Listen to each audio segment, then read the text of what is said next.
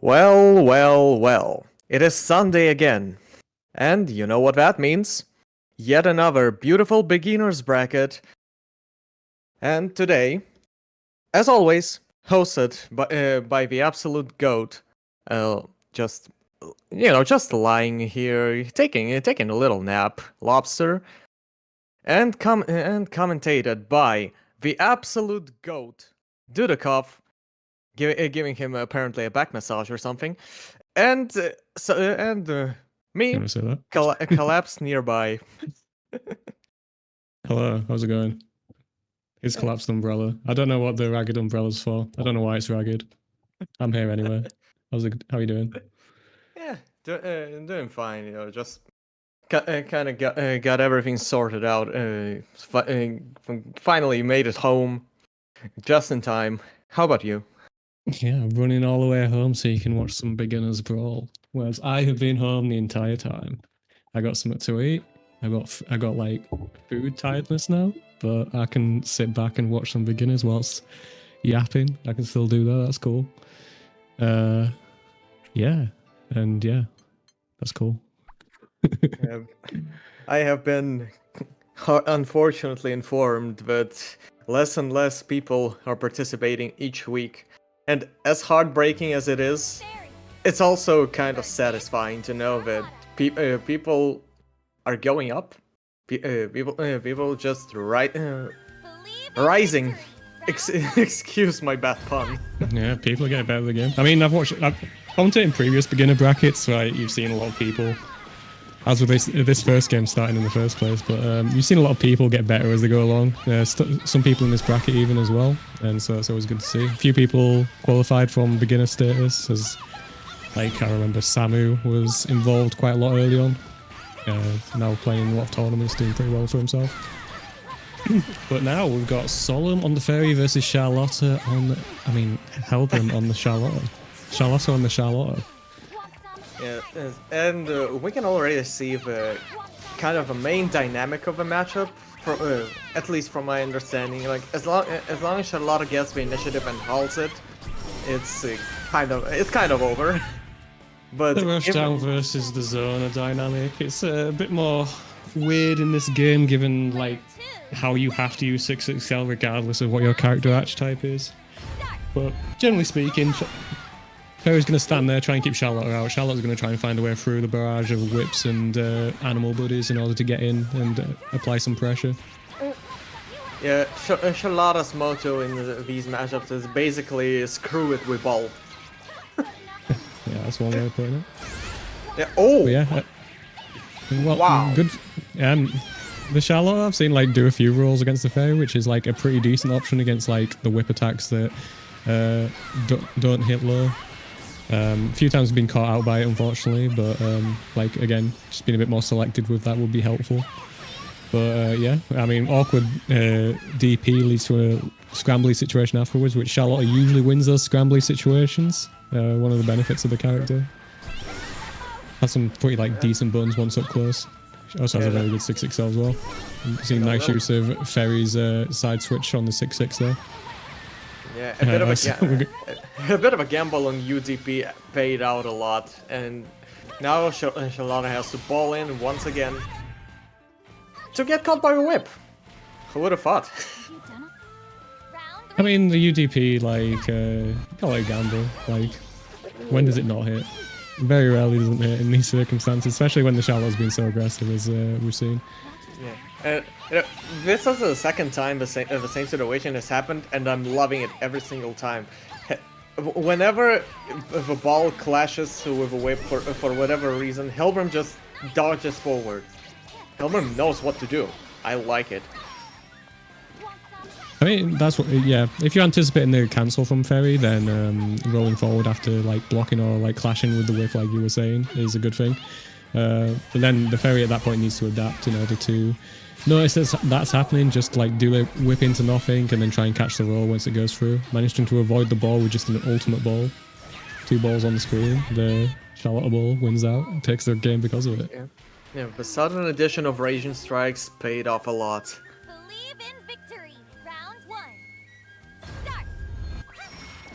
Yeah, until next time. Yeah, I don't think these demon flips from the Charlotte player working out very well. I think they'd be more suited trying to approach Ferry with like Charlotte's very advantageous jump. It's a quicker jump than the rest of the cast, so it's a lot harder for anti-air because of that.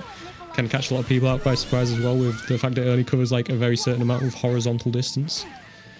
And also just like 6XL. Well, Charlotte is one of the better 6XLers in the game. So just running forward in 6XL can lead to big rewards. Yeah, yes, can confirm it from experience. And we're pretty much seeing exactly what you told us. With just aerial approach working that well against Fairy. Well, it wasn't exactly just only jumps, there was a demon flip in there as well, but the point stands. Aerial approach against Fairy works pretty well. Yeah, Fairy not been blessed with the best anti-airs in the world. Definitely still has that like EXDP, which is pretty good at catching like a lot of jump-ins, but once that's on cooldown it becomes a bit more of a struggle, having to rely on like close medium in order to get those anti-airs off, and you have to practice a little bit as a Fairy player in order to get those anti-airs to work. Definitely something worth looking into those, like just using close medium as an anti-air. Looks like we're going straight into the ball here. We got any combos? Yeah, we're just a couple of hits into a close light, and again, we've seen the Charlotte DP quite a lot in this set, and it's worked every single time. So Fairy probably needs to leave a few more gaps in their offense in order to try and catch that when they're actually in themselves. But they're in a good spot right now. Yeah, I think there are adaptations from both sides, and I missed that feeling of seeing people adapt this fast. I really missed it. Yeah, Demon Flip working out that time. I mean, I think like if the Fairy player ends up whiffing a button into the Demon Flip, like we just saw there, then it can be like a very good option to do on reaction. Although that wasn't on reaction. Alright, but generally speaking, like Fairy's normals do cover a lot of horizontal distance that like the Demon Flip does go over. So I'm not a huge fan of it in this matchup. Managing to catch Fairy doing a GG there, nice way on the DP as well. Yep. And we've got a winner of this one. No, but it's first to 3. Yeah, that's I meant like the specific set, not the game. You mean the game, not the set? God damn it. Okay, yeah, yeah. Scramble brain after a break. Yeah, the Fairy player doing as well so far. I like that jump out there, especially on the... Like, once the Charlotte player's been pushed out, they're going to want to try and get back in again, so jumping up and then, like, switching sides in order to create a bit of space between you and the Charlotte is a very good thing to do there. Good way of getting out of the corner without having to spend any BP. Yeah, it's a good spot to, like just lock down the Charlotte. Probably rely less on the whip grabs.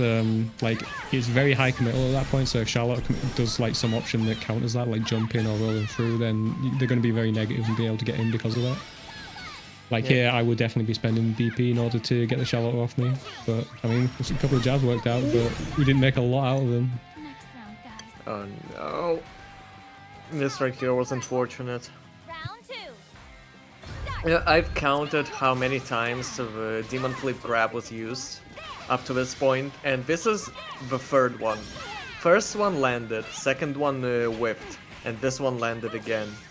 So it's honestly a good thing that Helbrim is not relying on the grab too much. Because at some point it becomes quite predictable. So just if you have this really good option that lets you just go in, go ham. Yeah, that's really nice there from Helbrim. Yeah, finish off. Yeah, basically. So my point is, if you have this really good option that you can use to get in and start your game plan, don't overuse it, because people will adapt at some point. Well, unless it's pre-nerf Beatrix, then you just 2-2M and win the game. I mean, the best players can deal with that sort of thing. But yeah, 3-0 for the Charlotte there. I think it was a case of the Charlotte leveraging their advantage significantly better, being able to get a lot more damage off when they got their openings, whereas for the Fairy player, it was a lot of itty-bitty damage here and there, and not managing to keep the Charlotte player out. It is a very tough matchup, however, so very understandable at that point. Yeah. But yeah, Overall, a few things that... Go ahead. No, continue. Okay. So yeah, a few things a fairy player could be doing better is like not committing to the grab as much, especially with how active the Charlotte player is in avoiding that. There was a lot of rolls going on, a lot of jumping going on in order to avoid it. So just hit some normals, like just keep them at bay, send some GG once you got them locked down a little bit maybe, and like play that game for a little bit, then you can start working in the grab a bit more, then probably work out better. You're just generally trying to avoid the Charlotte from getting in the first place, which is easier said than done. Yeah, and as for Helbrim, since you gave some advice to Solon, I think I can give some advice to Helbrim. Mixing up the approach can do wonders, as we saw in the second game, when the jumping approach started working really well. Like, ball is good, like just balling forward is good, but against yes, ball is love, ball is life. But here's the thing. Against a character with a rather poor anti-airs like Fairy, you might want to leverage just jumping as well, because Fairy's 2H looks intimidating, but once again, it is air blockable, so you don't really lose much if you jump on Fairy, as long as you don't commit to a button too much. So just jumping L and going in, this might not work, but empty jump in will work wonders. So try to implement a little less balling and a little more jumping. I think it went very well for the Charlotte player. If the way that you're approaching the matchup is working out, there's no need to like really switch up what you're doing. And it was working out quite well there. I think against, they would have to change how they're like doing certain things. Like there was a lot of commitment to roles that like a master fairy player would like exploit to a greater degree. But like if it's working out, then just keep doing it. I'm completely fine with that. Oh yeah, also a fair point. But yeah, both characters. I mean, Charlotte obviously sees a lot of success in America thanks to Zero. Fairy a bit more of a struggle bus at the moment. Again, like isn't too much of a issue at the moment. I mean, against Fairy, like if the Fairy is always like doing attack into whip grab, like rolling is the correct thing to do there, so it works out pretty well at that point. Especially against zoners, like if you can get like a good roll off, you can like get in and do a lot of damage because of that. Yeah, it really depends. Like if you basically, I think if a way to implement this into your gameplay is like if you see that you're playing against a zoner, just don't try snake eyes walking in right away. You block a couple normals, see if they're going for the specials all the time, and then when you have the picture kind of painted out, then you start rolling. Just force them to change the approach. That doesn't work. This might not be a correct statement in terms of like I want to win, but in terms of I want to learn, I think that's kind of a good way to go about the situation. Because if you force them to change the approach, you can learn how to deal with that as well. I think that pays off a lot more in the long term. Well, yeah, we are streaming one game per round this set. As you can see on the screen now, we have round 2 matchups laid out. So Loba's going to pick up a match to stream out of those 6 matches. Don't know what it will be yet. It is a mystery to us until the people actually enter the room. I don't bother looking at the Discord. I like the surprise element, clearly. So all right. What's 24 doing here? What's the law with 24? The Vera player that's in the lobby. I guess we're having a special guest. No, no, they run away. They run away. You scared them off. How dare Good. you? Good. Get out. Helbrim, Leave. good. You're not welcome here. What the hell, man? That's not how you're supposed to play the game. This lobby's for 5 people. Man, we're supposed to be a friendly, welcoming community. What are you doing? I am not welcome. I'm gonna gatekeep everything. This is why I'm here, just to make beginners feel bad. Man. So that I can gatekeep my hobby and stop like new players becoming really good and making it harder for me to win tournaments than it already is.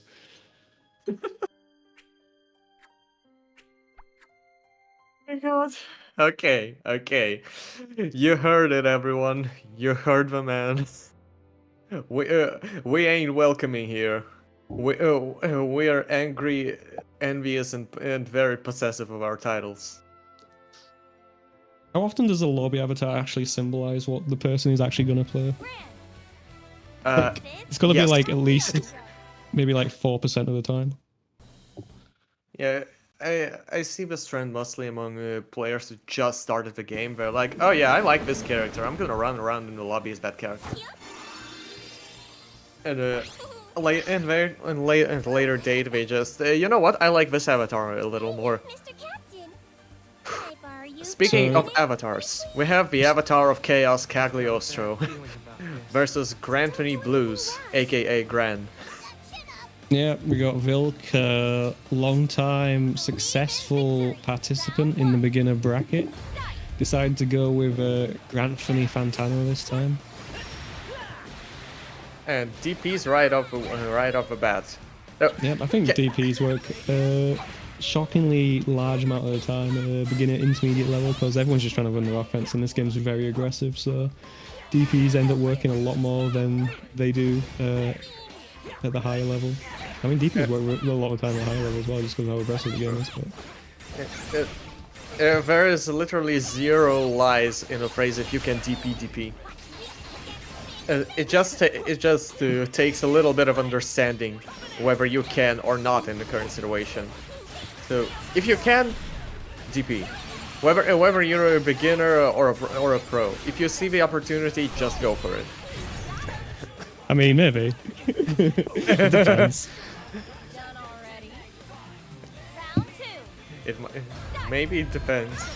Maybe it doesn't, but holy shit, is that the boot losing the round start? What? I mean, yeah, Cagliostro is a broken champion that has always been the case throughout her entire lifespan. Man. Oh, we just pushed them onto the trap, but unfortunately it's too close, so we can't combo after it. Yeah, we're just seeing like pretty standard Kaga's gameplay at the moment. Working out pretty well. We got the bar heavy, one of the Kaga's best buttons, very awkward for people to deal with, especially in the 6XL world. Just erects a wall in front of Cagliostro to prevent anyone getting in. Okay. Yeah, this is a very bad spot for Grad at this point. He's boxed one more special, and now he's on chip point, so Kag can just hit the move a special on block. Alright. Oh no! Oh. Yeah, I think a more experienced Gran player at that point would have been able to convert that into like big damage. Unfortunately, Vilk is fairly new to Gran. I don't think they usually play Gran. Hence the character switch at this point. We've realised that we're playing against a real gamer right now, so we're gonna go swap characters. Yeah, fun is over. Oh, the S plus is out. And this is more of a Vilk character right here. Yep.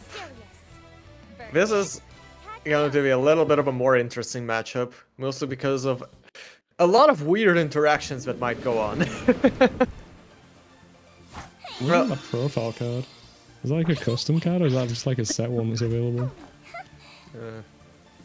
I think it's one of the available ones. That's always weird. It's got fucking Lucilius on one side and you're sleeping on the other side. Actually, I'm not sure, so this might be a little bit of a trivia right here, but when Lucilius teleports, does he like physically shift as well?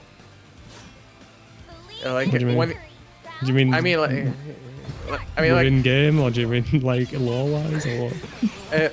No, I mean like in terms of like how the move technically works in the game, because I was playing Lucilia.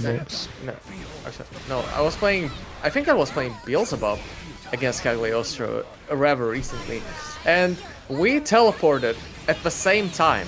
Cag did the forward teleport just to clear up the picture, and so what happened is, despite Cag going forward and Bubs going forward, I ended up in front, as it should have been, but Cag, instead of appearing behind me, ended up right in front.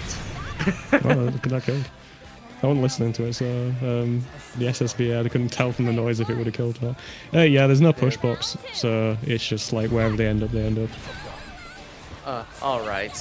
So no shenanigans. The character completely disappears from the screen and then appears somewhere else. Okay, good. Alright, now... We've got hitbox viewers now, so we can actually look for that, what happens in that situation, but... yeah, I'm pretty sure that's how it works. Right, but yeah, so far we got Vilk getting the SSB off there. Obviously a lot more comfortable in Lucilius than the Gran. We do a big massive bait there. One of Lucilius's better tools is the U skill. It just like teleports and then you hit into air and then you come as you're recovering, he comes back and just splats you against the wall. Yeah, you don't press on teleporting Lucilius. Unless you're a madman that can grab him out of it. Oh my god, it's just like...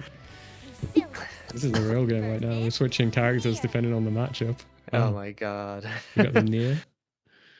Don't really see many Niers in the beginner intermediate brackets. That's pretty interesting considering the strength of the character and the popularity of her as well. She's terrified. Ooh, this is going to be interesting. Double switch in a single match. Let's see how it ends up. I'm actually curious. The beasts of the Arcana. Failures. Damn, Lucilius, what a savage. We're gonna watch the savage. intro every single time as well. I mean, we may as well, we're gonna waste. I mean, we're only getting one stream match per set, so like, may as well spend the time. A bit late for a skip, but all right. I mean, no, you can do it if you want. All right, wake up immediate throw. Stronger in this game than you would think. A lot of people like to do delay options or like to wait for DPs and that kind of thing, so an immediate throw and wake up can be pretty good. Oh my god, we spot dodged the DP. That's pretty, like, we're ready with that. Like, good. A lot of good players aren't ready with that type of, that OS right there, so good job on Vilk for getting that. Yeah, you know, I would say there is a certain fellow of ours who really trained us in that way, in the ways of countering misfortune. I know you're watching the stream. I'm talking about you. Yes.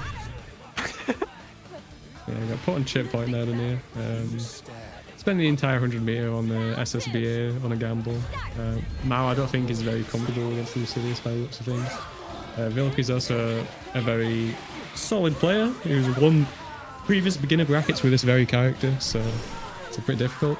But I mean, it's an interesting use of the U misfortune there, spending 50 meter for very little damage. I think it was more for a bit of a knockdown, but I'm not quite sure, to be honest. Because Nier in those situations can go for other setups which are a lot stronger than the knockdown from a very far distance. Again, the teleport works out. So very difficult at this point because like we're worried about the teleport, so we don't want to press buttons, and then like that's when the Vilk went for the third. Oh, I could have killed there. Unfortunately, we didn't get the conversion. Okay, Paradise. Oh no! Are we going to block? Are we going to spot dodge? Oh, we're going to roll through, and the roll through still gets it. Unfortunately, that's pretty sad. Deserved to win that one, but unfortunately. I wonder if spot dodge would have worked out there, because they would have had a little bit of recovery when it came to trying to block in that situation because of the run. Running in this game, there's a few frames between running and blocking. That where you are still able to get hit despite holding the block, holding back on the block. So running has a little bit of a danger to it. Not as much as the previous game where there was a lot more of a lag between the run and the block, but it's definitely still there.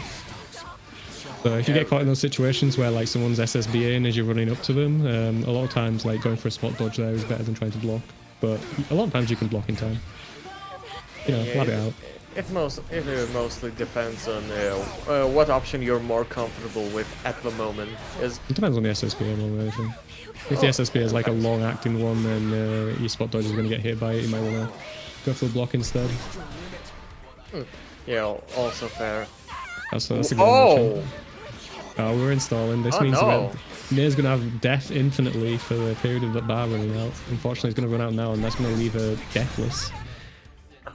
Vilk not wasting time at this point, just immediately goes for 6-2 for you to take the round. The deathless coming to kind of age like milk. Because the death was still there, just I assume they not didn't in want the to way install near in one. that situation. Yeah, I think it was probably because of a innocent, crossover. but nice adaptation to the fact that that happened. Oh, nice reaction to the 6-6M again. Like some really good players will get hit by the 6-6M all day. Yeah.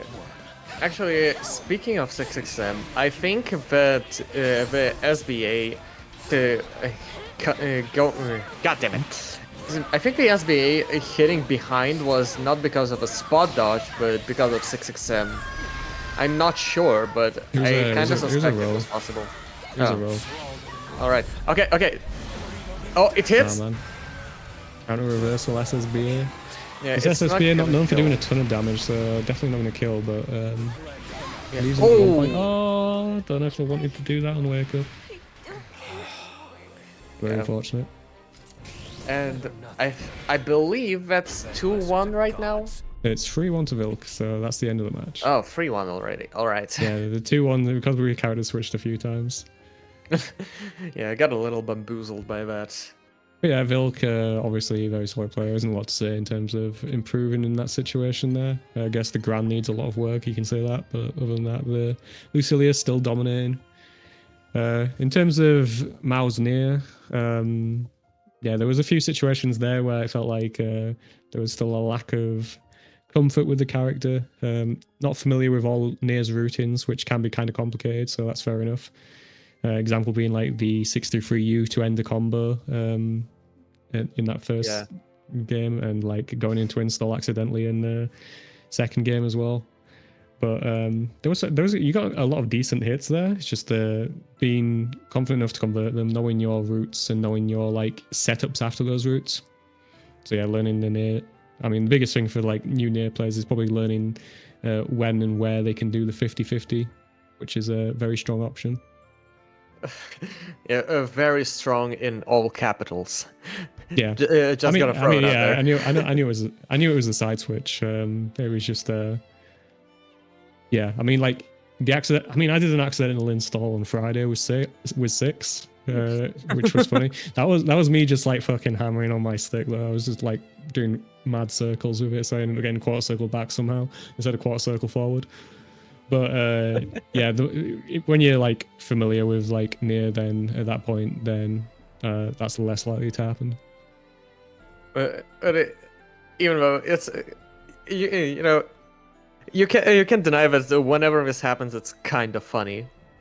Like I mean, it was funny when it happened to me because like the person I was going against tried to do a throw, and because of the invuln from the install, the throw ended up whiffing, and so I could do a combo afterwards. It's just I don't know any fucking Seox install combos, so why would you bother with that? But so I just did a standard one. So yeah, fellas, it was all skill. Like, yeah, wait, It was funny. yeah. Whenever something funny happens and it works, just always remember: if anyone asks, it was pure skill. It was calculated. You knew what you were doing. I loved it once, but just because you never do install combos with Seox, so you just forget what you're supposed to do in it. So you just like, oh, I get plus frames, so I'm gonna run in and like do a strike throw because of the plus frames or something. I do a far M, run in, do something like that. But yeah, Mao. I mean that's understandable with the experience with both characters. So, but yeah, there was like obviously you were getting a lot of good hits in there, and you probably would have won like a game or two just having a bit more familiarity. So they're like neutral and just like sending out death. That was good and all that. Yeah, honestly, you're doing just the bottom line. You're doing well with Nier. You just need a little more practice. That's about it. Like, honestly. Yeah, I don't know if there's anything to say about the Cagliostro in the first game.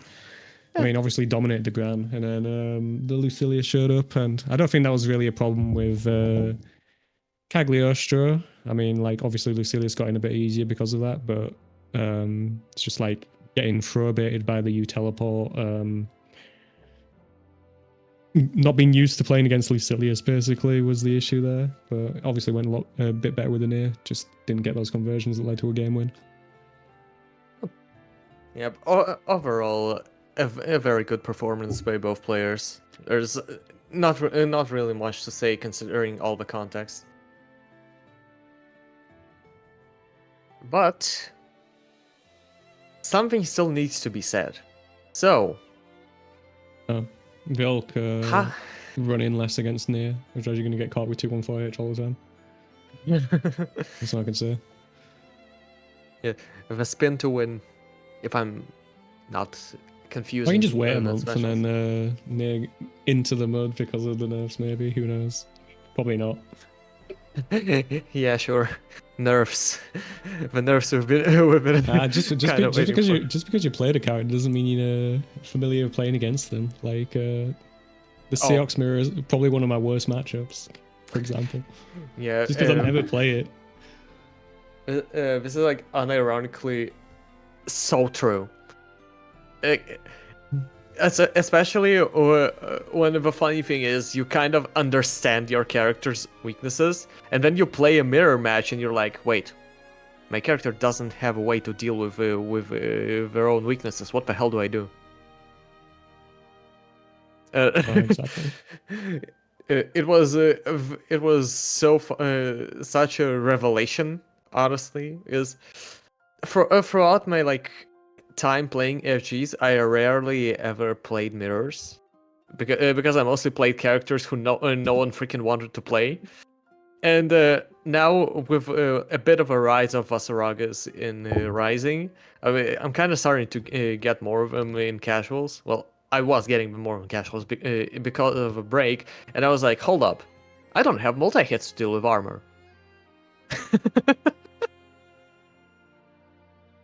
Yes, Yeah. a rising of Vasaragas. Trust me, there's a lot more Vasaraga players now than on launch.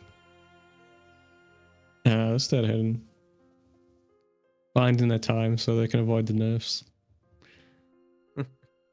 Yeah, Nair mirrors, like, yeah, I mean, if you were watching the big Arc World Tour event the other day, we had like a Nair mirror in, I think, winners finals.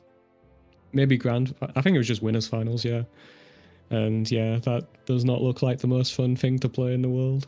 I think you keep track of death by the colours, like the colours on death change depending on what your colours are. So it's just familiarity with that, but you know, it's not like Matera mirrors where you got like butterflies going over in different directions and they're both the same colour. So you gotta remember which one's yours if you like side switch the corner or something. Oh my god, the Toho bullet hell is real. That's literally how I see Matera mirrors. In theory, of course, because honestly, I've never really seen one in person. They're pretty fun. I think they're better than in base game. Just the play and counterplay is a bit more interesting, but also in base game as well is a very tolling matchup. So we have 6XL now, so someone can like dominate a bit more easily, and you don't go to timeouts as quickly, as often. I mean. Honestly, sounds pretty good. Is at some point, whether you want to or not, you're even if subconsciously you're kind of getting used to matchups, and if you just know the counterplay, it really boils down to whether you can implement it against a player or not.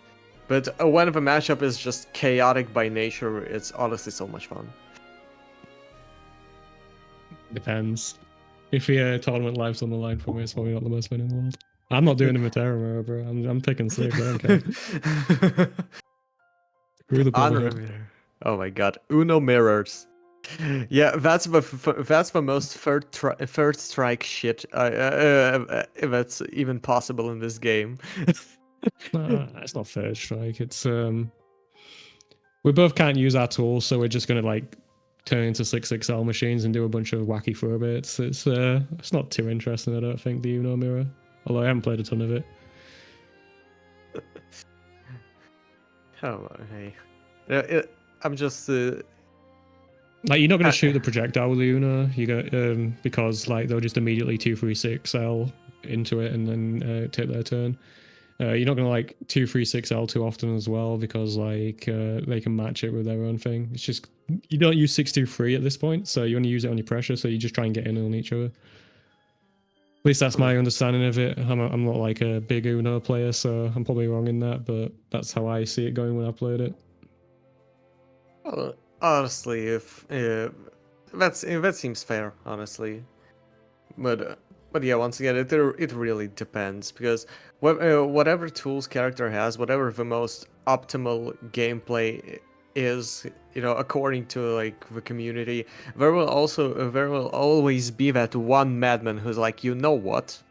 If you expect this crap, I'm gonna do things my way, and all of a sudden the character looks completely different. We had a pretty long match, so don't know if we're having issues with someone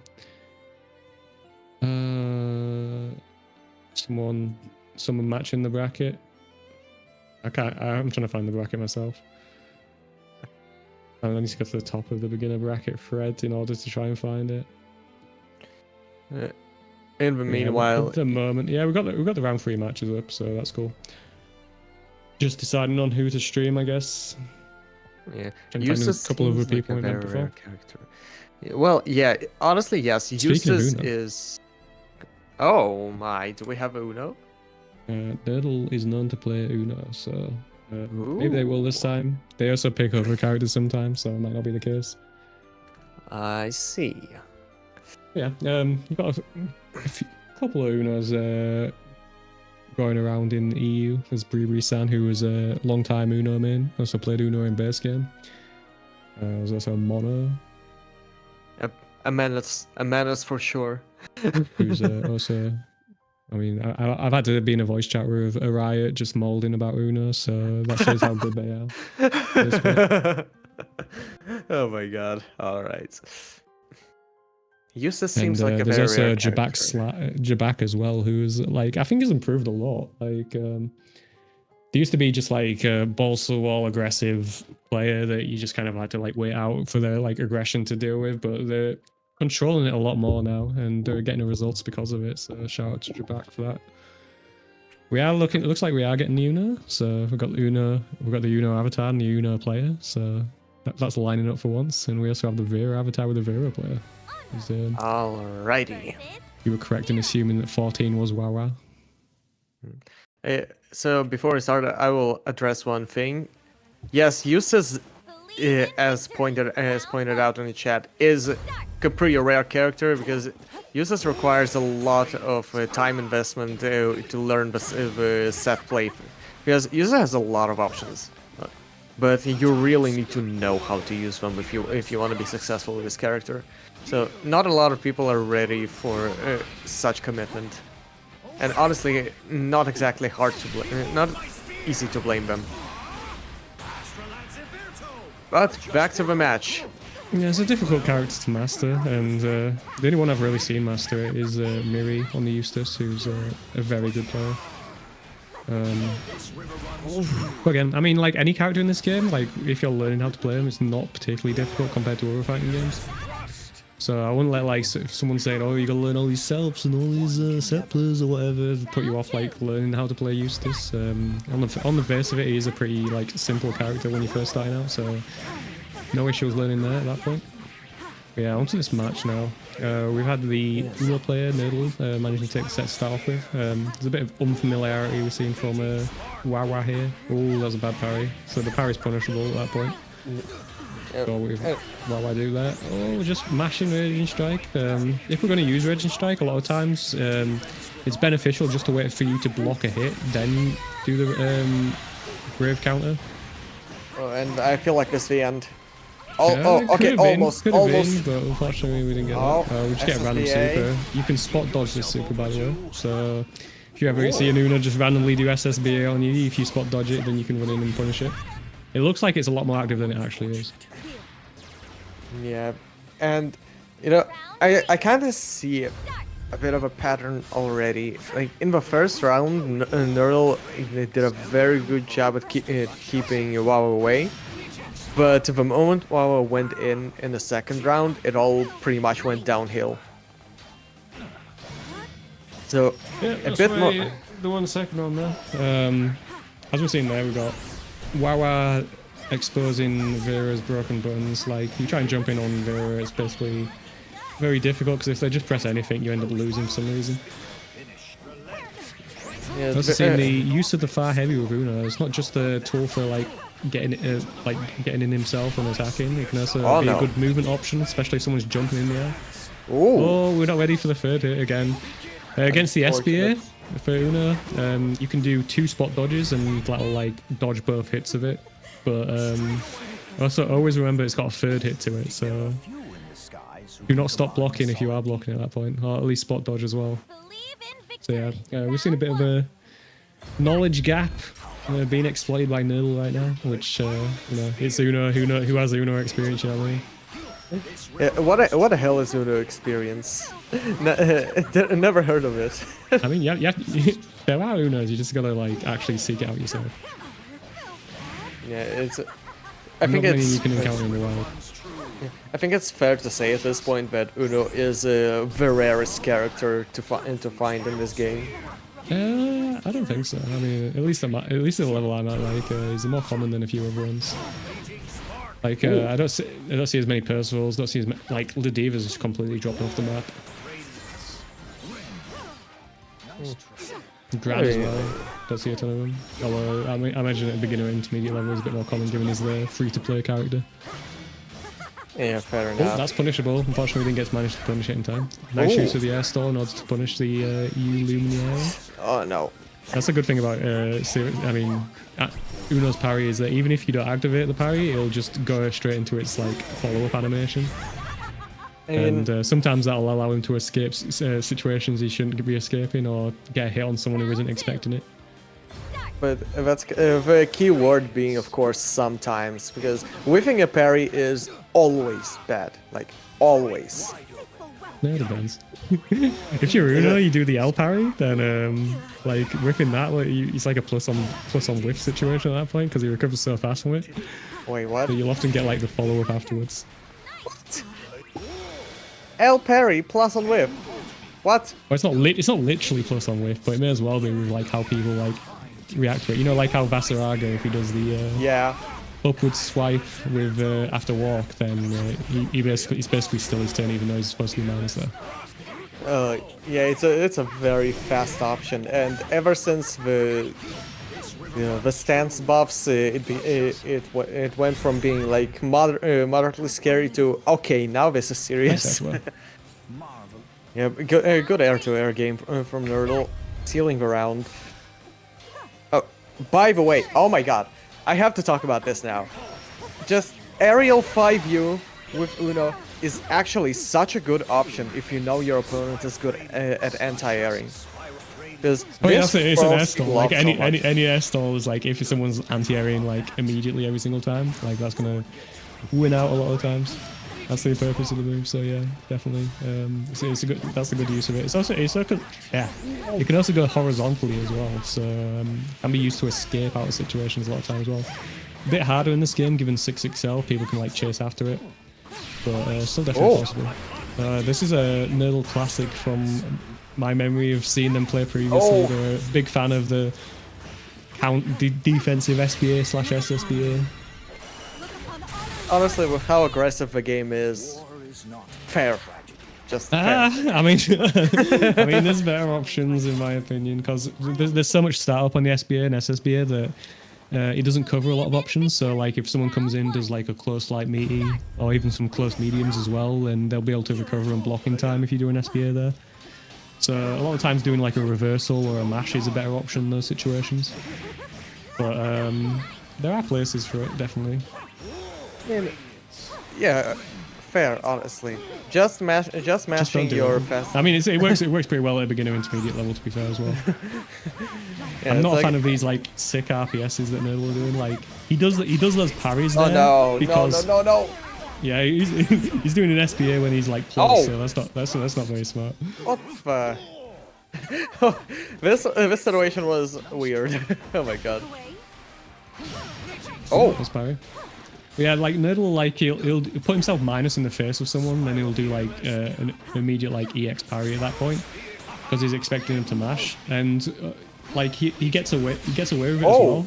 Like he doesn't get away with it there because Wawa's like on top of the game at the moment. But a lot of times people will just like block the follow up and then like not punish it afterwards, so because of the distance or something like that, or get hit by it. So he gets away with it a lot more than you would with like a DP or something like that. Oh, like 63 is good as well against the 6XL game, just because if someone like tries to 6XL into it, they'll just run into that wall of spinning and get hit by it.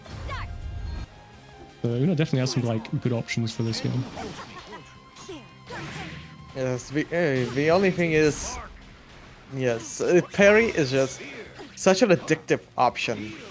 Like speaking from personal experience, ever since I used parry in a fighting game for the first time, whenever a game features a parry function, I abuse the shit out of it as much as I can. It's a very addictive option, and this is bad. It's honestly bad. You gotta have a lot of self-control when you're using parries. Yeah, it was a good spot to use SPA there. Like the Lumi setup into nothing means that they were likely to press a button afterwards, and they were spaced enough that it wasn't going to be a quick button.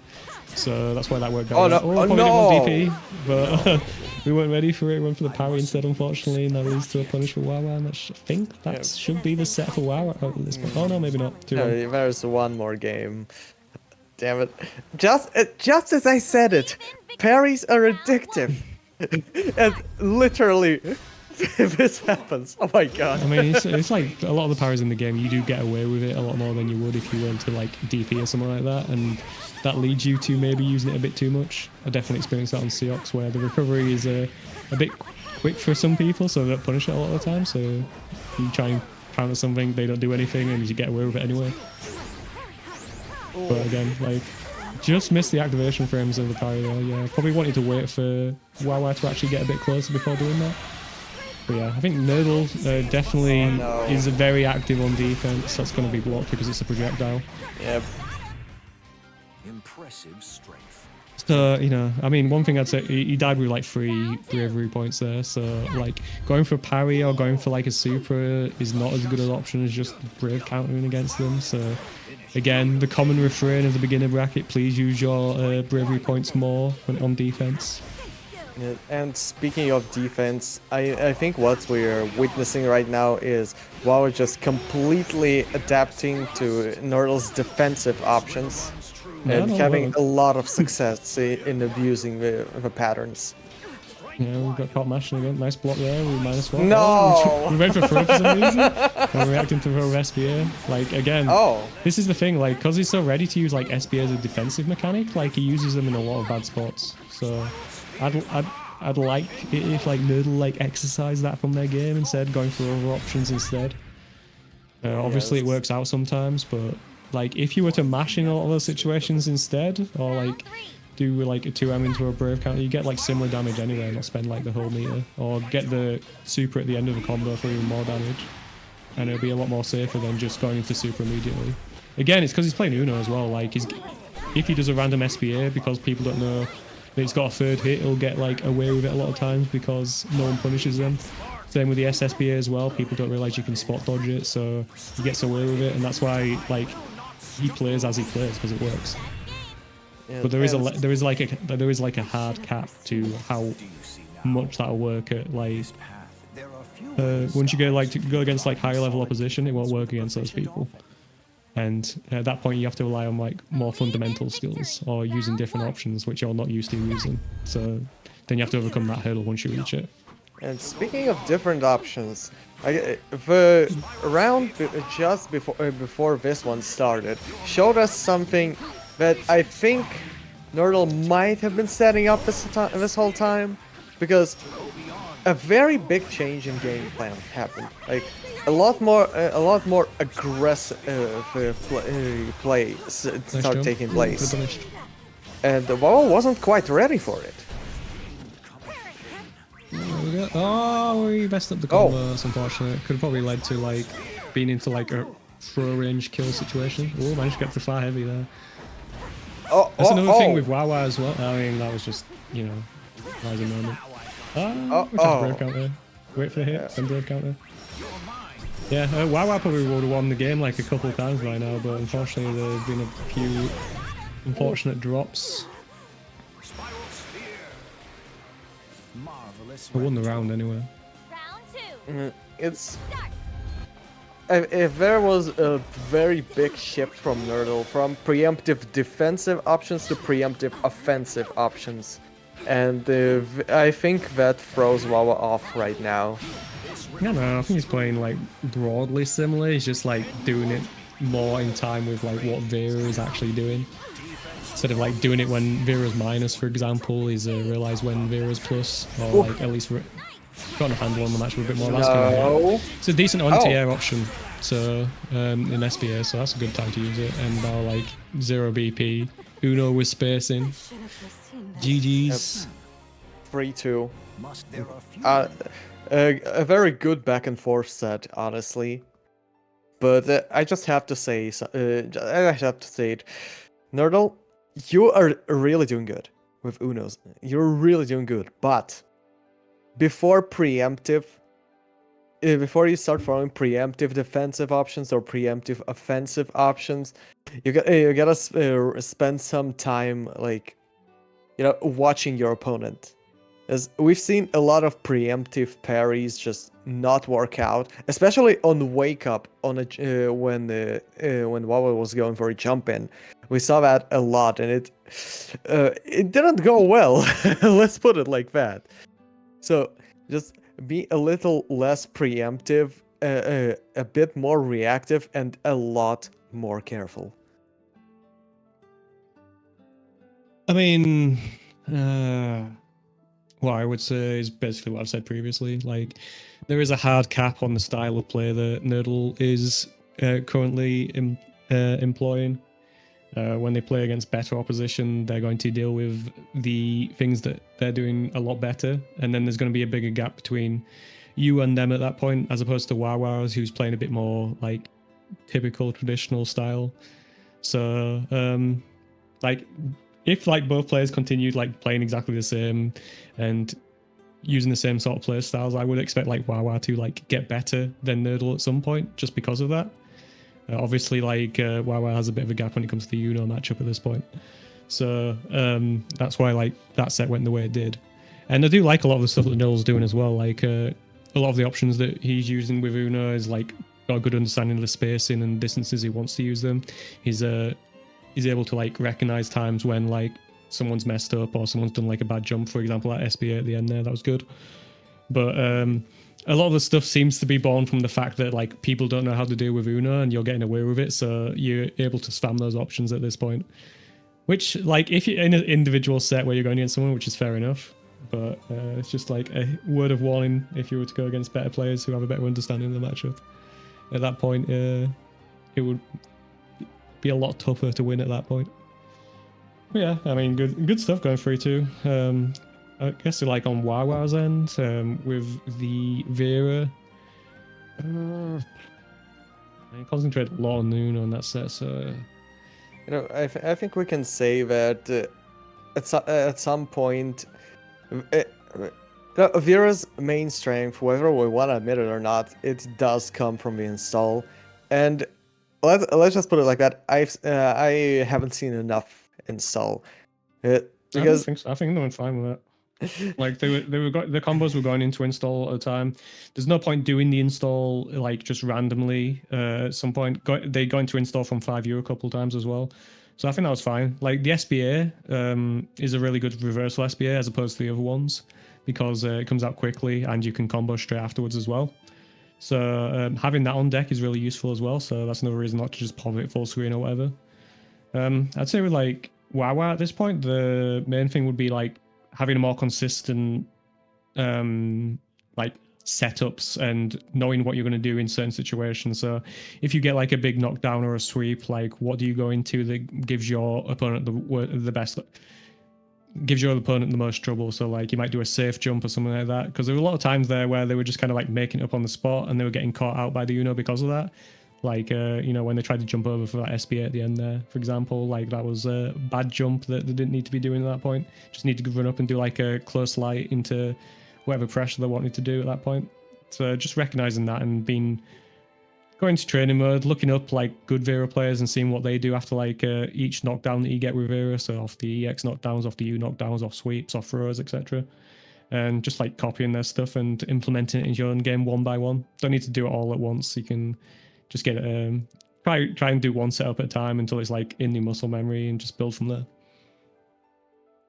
Yes. Yeah, I mean, playing against Uno again, yeah, like there was a clear matchup gap, and like you got hit by the third hit of the SBA, for example, and you blocked the SSBA, that sort of thing. So it's understandable. But I will have to say a little something. It might not make sense at all to a more experienced player, but I honestly think that being random sometimes is the best thing you can do, because from my understanding, this is how most of fighting games work most of the time. When you see patterns and you're kind of catching the wave of the opponent, you know, you're on the same wavelength.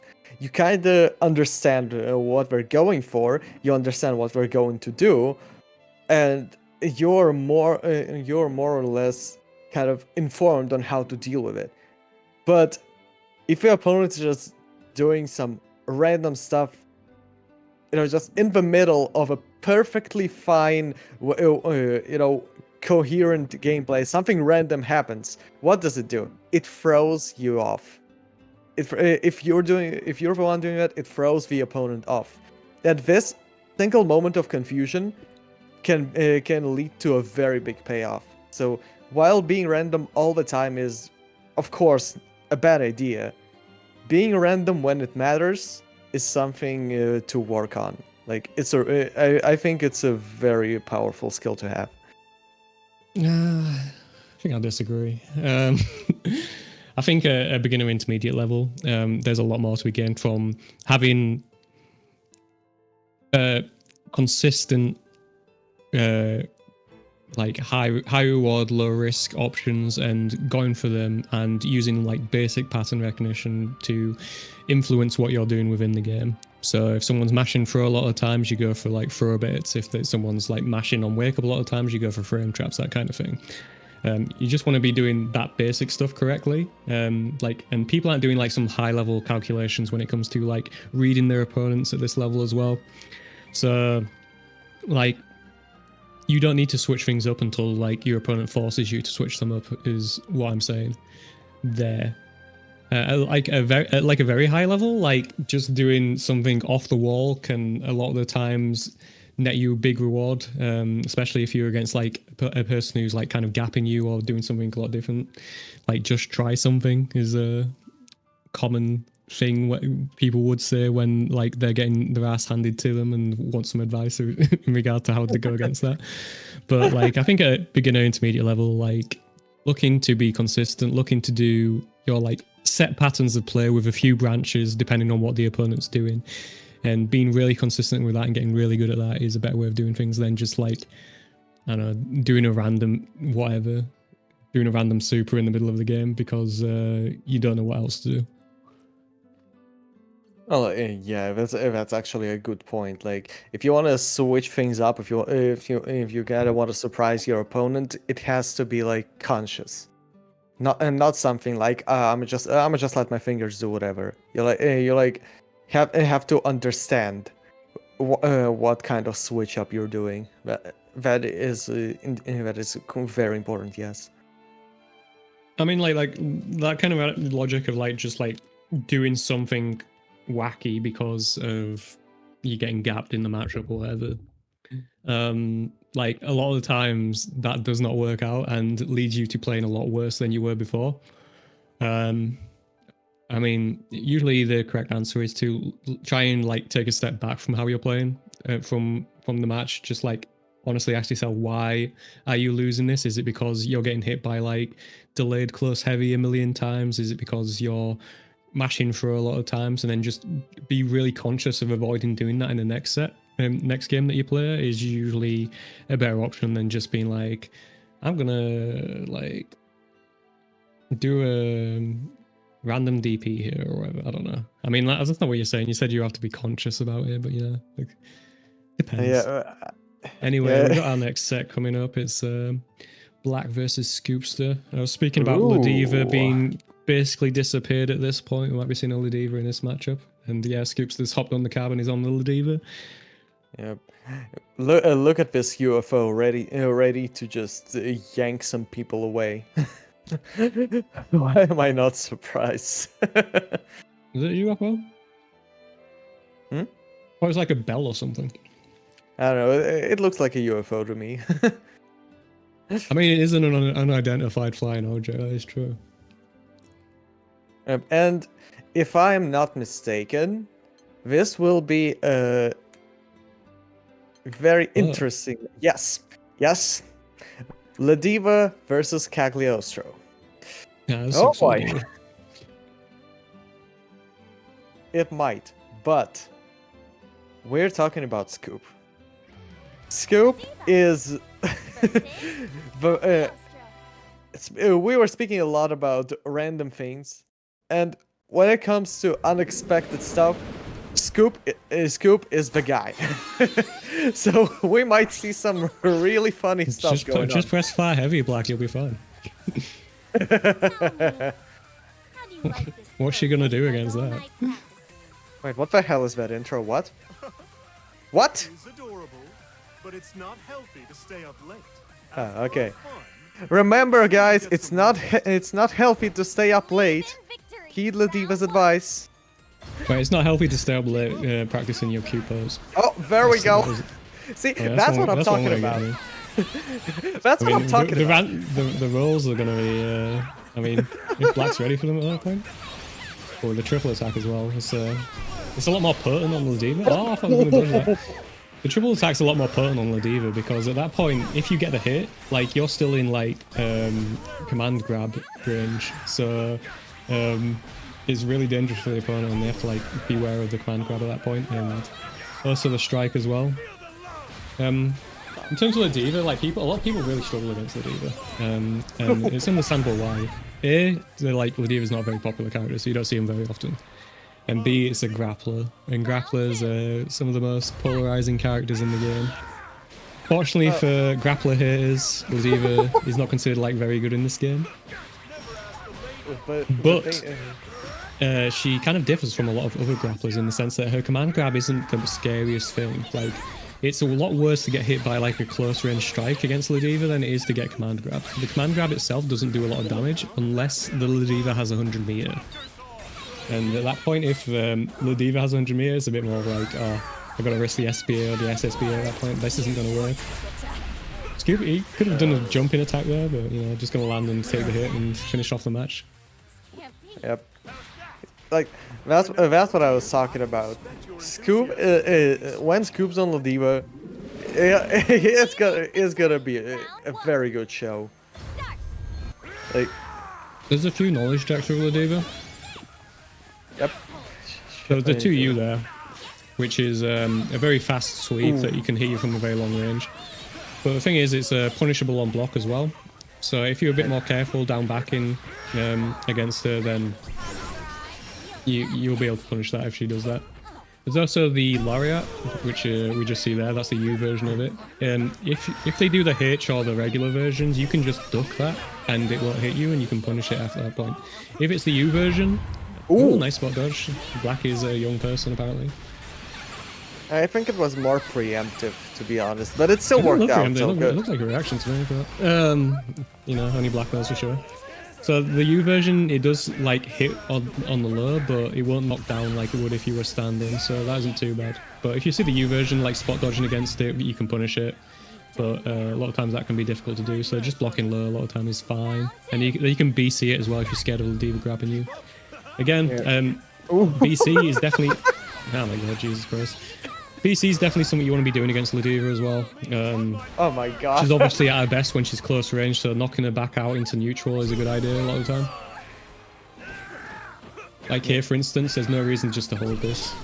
You can just brave counter and like put them back into mid range.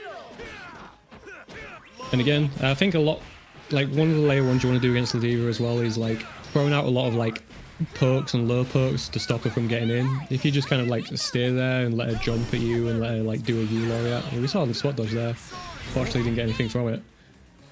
Could have like if you spot dodge that, like if you think you did it late, then you can go for a throw at that point. You usually punish it. If you did it early enough, you can do a punish attack combo. Yeah, what I'd like to see from Blaak here is just being like in neutral, being a bit more reactive. Like if they're running towards you, do like a far heavy or a 2M. If they jump, do a 2H and like reacting to the U laureates that Scoops is doing every single time. And at this point, once they're in, I would like Blaak to BC them away instead of trying to guess on the command grab or something else. Like there's no reason not to. We're finally getting a combo here. At this point, yeah, like there's no need to go right in with Ladiva at this point. There's no reason to do an SPA as well. Yeah. And speaking of Ladiva knowledge checks, we just saw another one. Ultimate headbutt. It is slow. It is armored for a while in the beginning, but it's also unblockable. So what you want to do is just, if you're close enough, grab Ladiva. That's it. If you see it happening but you're not fast enough with a grab, maybe you're a little far away, just at least try to either time your normals to hit her out of a headbutt. Yes, that is possible. The armor is only for the charging part of the animation. Ah, why spudging? No reason to spud. Yeah, but yeah, the safest bet is to just dodge it. Oh, that's fine. Alright. And speaking of dodging and safest bets, Cagliostro's ultimate throne. Yeah, it's really awkward to deal with. It's definitely something you want to go into the lab and try and see what your character does against it. So if she does it and you are expecting it, you can spot dodge it and you can then anti-air the follow-up that comes out on the other side. If not, just blocking it and then being ready to block on the other side as well is probably fine. Like it puts Kag in a good spot, but like it's a very good move and you're not going to react to it every single time. Just don't try and like anti-air or DP it if you block it, because Kag will not get hit by that and you will die. Okay. Okay, I'm seeing a little bit of a pattern in Scoop's pressure right now. It's like, and honestly, I really like it because there is nothing more satisfying than punishing the opponent for accepting the false sense of security. Yes, please just stand in the middle and do far heavy. No, that's not Yep. The far heavy is going to catch the Lariat if they do it in again. Even the U Lariat, it's active for ages, so they'll just run into it and get hit by it. So just throw it out there. Then the Ladiva has to start jumping, then you can start anti-airing the Ladiva. Yep, it's all about using the options that cover the pretty much the most basic approaches. Is Ladiva doesn't have any like unique, weird, or just overall tricky ways to approach you. It's just either slowly go in classical grappler style, run in with a lariat, or just jump on you. There's really not much to it. As long as you play around those options, you will be fine. Just points like one, if Ladiva has you in the corner, just BC one of the strikes. If she command grabs you, that's fine. Like the command grab doesn't do a lot of damage. But as soon as you strike, just knock her back. 2, when you're in neutral, throw out normals. Stop her from approaching with like far heavy and 2M and far medium. They're really active. Ladiva can't deal with it very well. So she has to start jumping or doing some like weird random stuff in order to get around them. like waiting for them to whiff and then running in with like a 6XL or something like that. And Scoop wasn't really using 6XL anyway. They were just doing Lariat in because you weren't dealing with that well. 3 on the Lariats, like you can attack them on the way in. Like you do a quick hit and attack to prevent them from hitting you. If it's the H Lariat, just duck it. Like a lot of times against Ladiva, you play in a different game. You just kind of like trying to keep like a certain space in away from you, and then just throwing out normals to prevent her from getting in, and sometimes hit confirming those normals. But yeah, use BC please. Just like Jesus Christ. If Ladiva's in, just use BC please. Yeah. Do not keep guessing on like jumps or like attacks out because you're just dying because of it. Yeah, honestly, as much of a meme as this phrase might have become in the years of Street Fighter V specifically, just take the throw. Honestly, just take the throw. No, just BC. If they do a throw, you'll do a attack tech on the throw, so that's fine. I mean, you can't exactly attack a command grab like that. That's what I'm kind of trying to guess. If Ladiva has you in the corner and Ladiva goes for throws, okay, take it. It's better to take the grab than to take.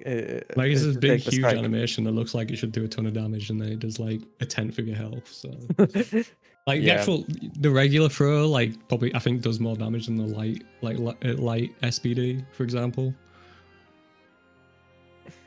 The medium one does a bit more. H does a lot more. Does a decent chunk more, and the U version obviously is a bit decent chunk as well.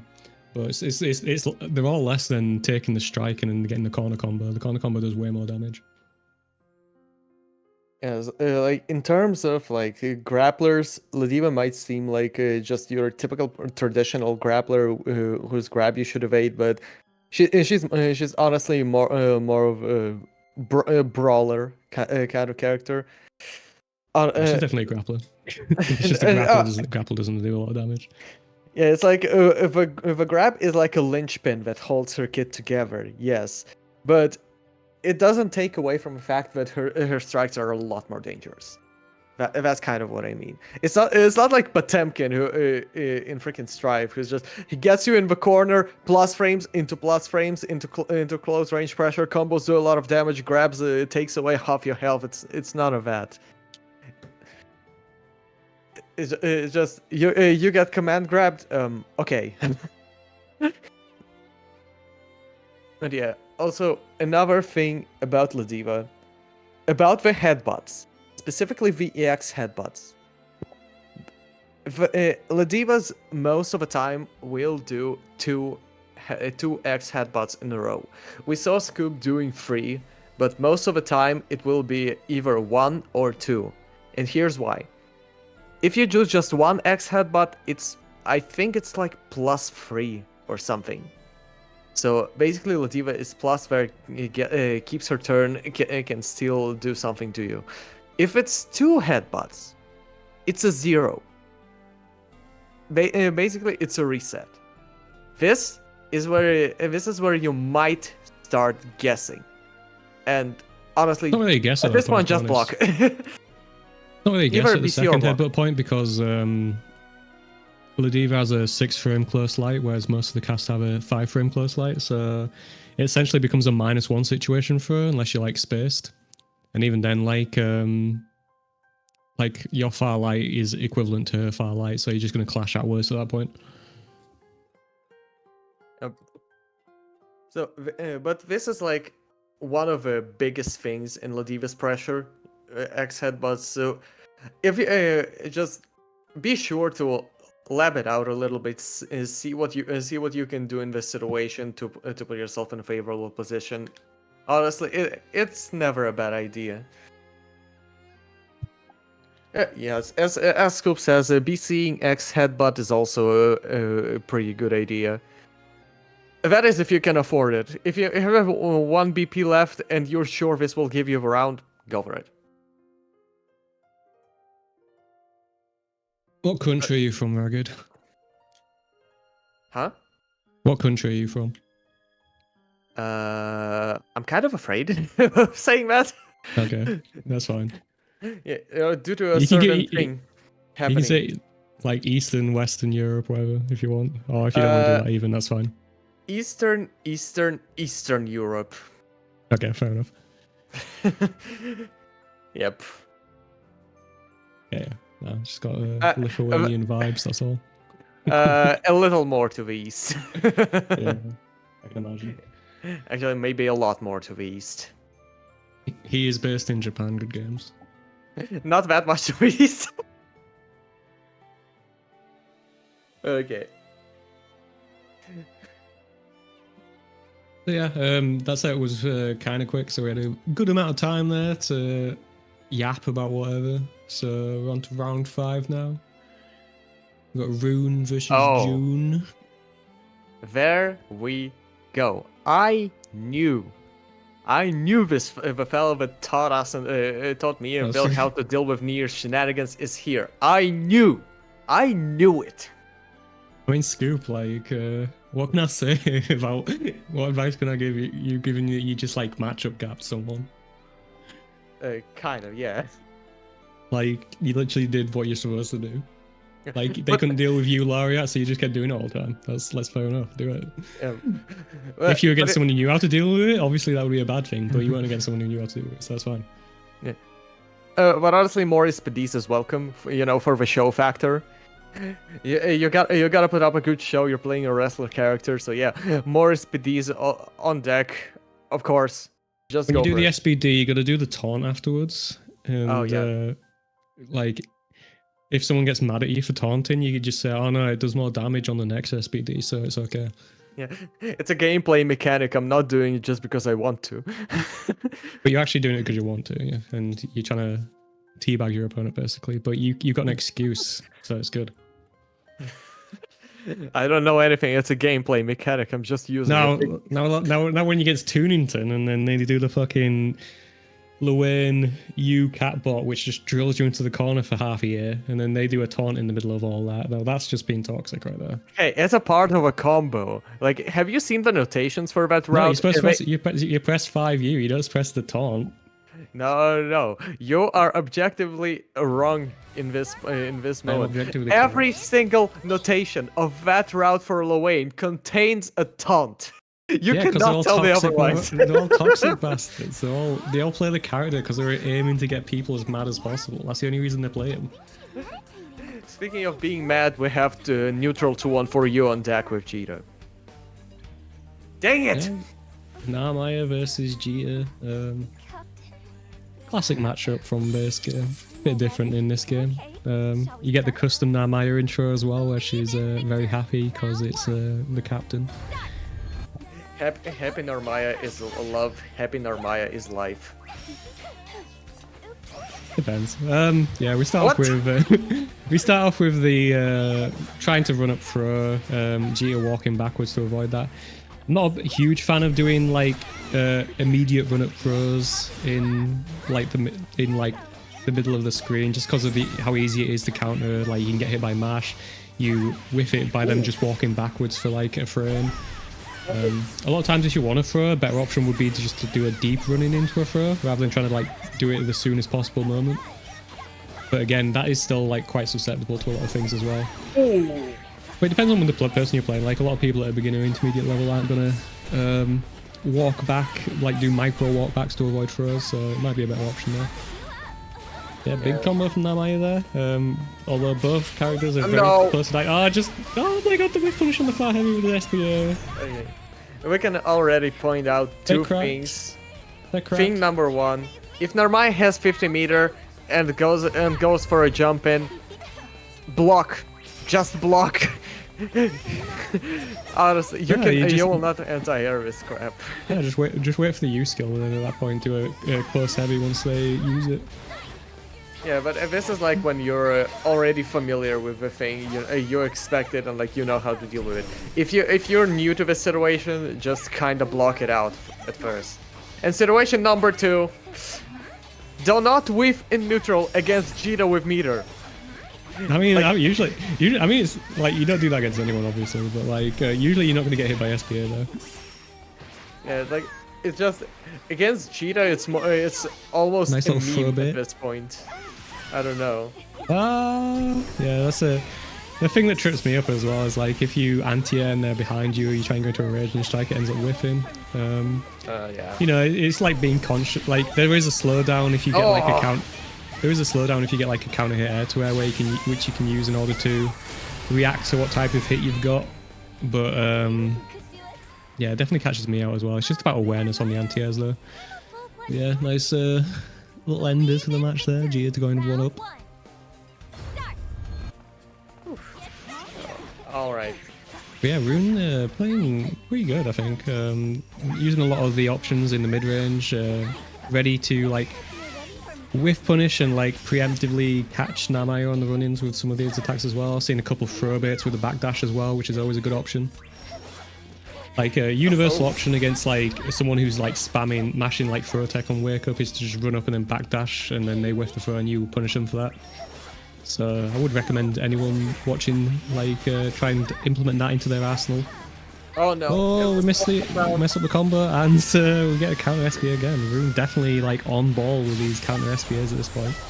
A bit different from what we saw earlier with like Nurdell, who was like kind of just doing it in anticipation for stuff. Reewn is doing it on reaction to seeing certain things from the Namaya player. Oh no! Oh, that's a preemptive spot dodge right there. They were lucky they wouldn't get hit by the raging strike on the recovery. I mean, honestly, I would expect brave counter there too. I mean, I wouldn't. I'd just get hit by it. Like, someone doing raging strike on defense, I'm getting hit by it 99 times out of 100. And then the last time is me accidentally inputting spot dodge. Oh. Oh, yeah, again, like Reewn, very good in these neutral situations. Like when Namaya whiffs a big button in neutral, they're ready to like go in and take their turn at that point, which is very cool. Yeah, because the thing about Namaya is her good neutral buttons are rather easy to whiff punish, especially that far H. It's Nice. honestly such a cursed button, in a sense that if it works, it gives you a lot. If it doesn't, where's your health bar anyway? It's kind of. I think I know how both these players are playing at the moment. Like they're very conscious of how to play neutral in this game, which is nice to see. Yeah, you can really feel the tension whenever they're neutral. Oh, yeah, that was probably one of the best spots there, but we didn't get punished. Oh, yeah. Okay. Like, we whiffed. We anticipated this, and yeah, ready on the moon flip as well. Very nice. All right. Yeah, Reewn's definitely got those reactions when it comes to seeing stuff in neutral. Round stage was a little ambitious, if I may, but And we got very lucky in that jump in there. It's like gets a huge confirm from it, so it's worked out. Yep. Actually, so the 5L into throw, that's a very good option. Oh, spot dodge on the Echo. Okay, let's go. Oh my god. Yeah, so we'll strike throw situation with the H moon flip. Oh my god. Yeah, there's a clash there. If you 6XL clash the... clash. Yeah, I mean, clashes in this game is like, you have to be ready for them. The best thing to do usually against out of them is to do a throw. Although people can counter that with like a DP or an SPA at that point. But I would say as like a first protocol, mash and throw if you end up in a clash situation is good. Obviously, if you're further away in the clash, then that's not going to work out, but usually the clashes are pretty close by. Oh, nice patience there on the DP. Going to get a nice little punish there. Fortunately, it's early in the round. Like, early in the round, like, you're still not doing as much damage with most characters as you do later in the round, so taking risks here and there, like with like DPs and that kind of thing, is a lot less risky at that point. Oh, it kind of depends. Obviously played this matchup before. Yeah, like I feel like it really depends on the matchup whether you consider this a risk or not. Because at one point we have like this Jyonn or Maya matchup. Oh, we're gonna recognize those hits. Which isn't like good side switch, and yep, good to seal the round, very good. Did I hurt you? Round 2. Okay, what I was on about. Alright, like, if it's an Armaya Jita matchup, like, yeah, early on DPing is not as risky. But if it was, let's say, Jita near, you really don't want to press a button you don't that's what need I'm to saying, press like, against most near. of the time, it's a good thing. Like, there's some characters, obviously, who, like, can do a lot of damage without meter. And it depends where like some characters, it depends. If you're close to the corner, then they're going to get massive damage there. So if you get like a Beatrix or a Jeter at that point, like DP in there won't be the best thing in the world. Going to go to a Raging Strike here, and I'll just squeeze out a bit more damage and push into the corner.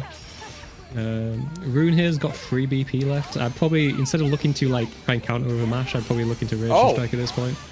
Speaking That's of, probably not, that's not very good for the Nam play there, but they still managed to finish it off with the slash at the end. So pretty nice option for Namai there. Win victory.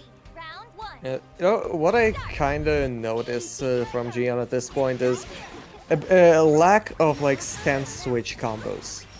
You know, like granted they're not like the easiest thing to pick up. I mean, you're only really going to see that type of thing in the corner so much. Like, I've seen the stance switches here and there. Like, for example, they're in like the Kagura stance. Oh my god. Yeah, I mean, I appreciate that from Jyonn. Like, I am someone who will, like, if I whiff like a parry or a DP, then I will immediately, if I've got 50 meter, do like the U version of that parry because I'm like, well, they're not going to expect this one. Yeah. But it didn't work out there, as it often doesn't work out for me as well. But hey, it's fun to do. Nice I DP guess. reaction. Oh no, I'm dying. Yeah. But basically, right here, Yeah. so this situation is what I'm mostly talking about from a standpoint of a sense switch combos. Like Staccato. sometimes it's Oh, better good, to. good.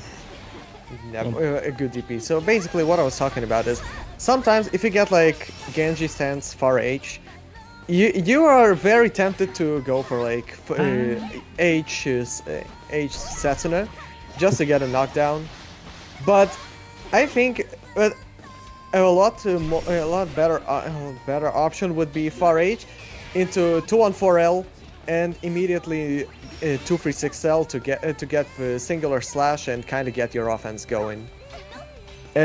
And you still keep your specials off cooldown. You get to go in, and I just feel like it's a bit of a better option than to just X Setsuna them away. Round 3. But at the same time, I understand not wanting to be anywhere near Jita.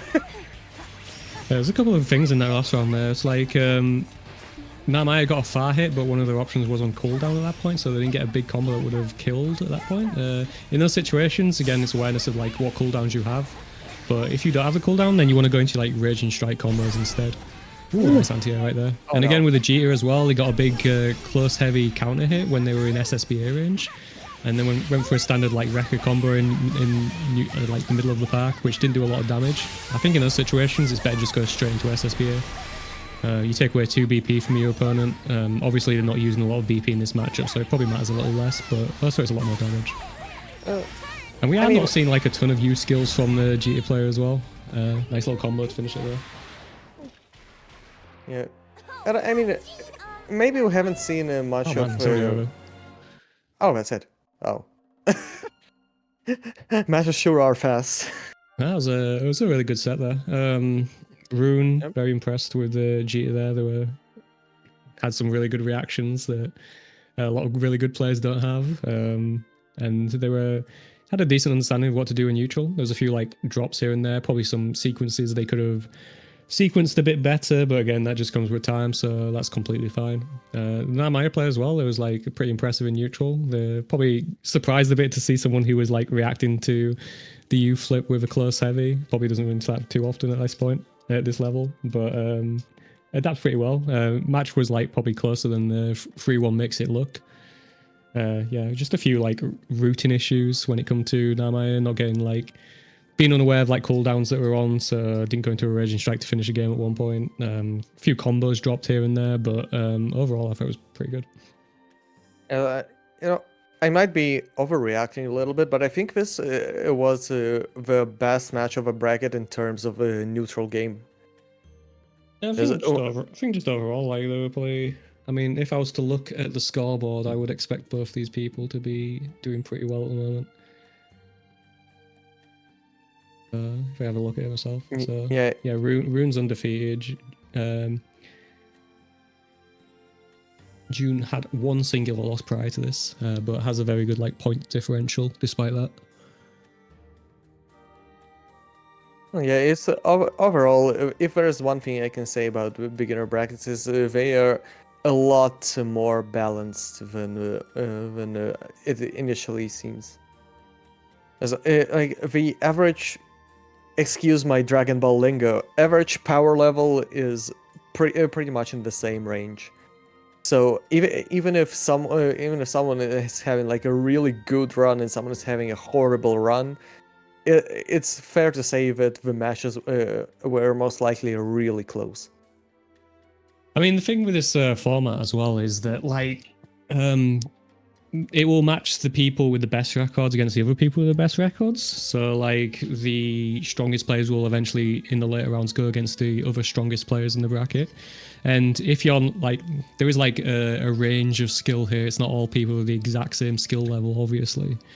But like you go through a few rounds, eventually you get to like round 5 and 6, then you will usually be playing people around you at the same skill level as you, whether it's like wherever the average skill level of the bracket is at this point. It might be more like really good intermediate players entered the bracket, so you're not doing as well as previously, or it might be a lot more beginners where you like do better than you did previously. It can like vary massively, but towards the end of the bracket you should be playing people with a similar skill level at that point.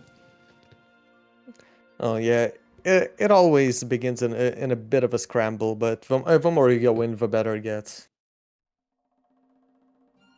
So yeah, it's not really a tournament or anything. It's like what we're doing here is basically just getting a bunch of people together of a similar skill level and just like getting some matches in, so we can all all the people in the bracket can improve, can get some advice hopefully from commentary that isn't just random babbling like it might seem at sometimes. But I feel called out.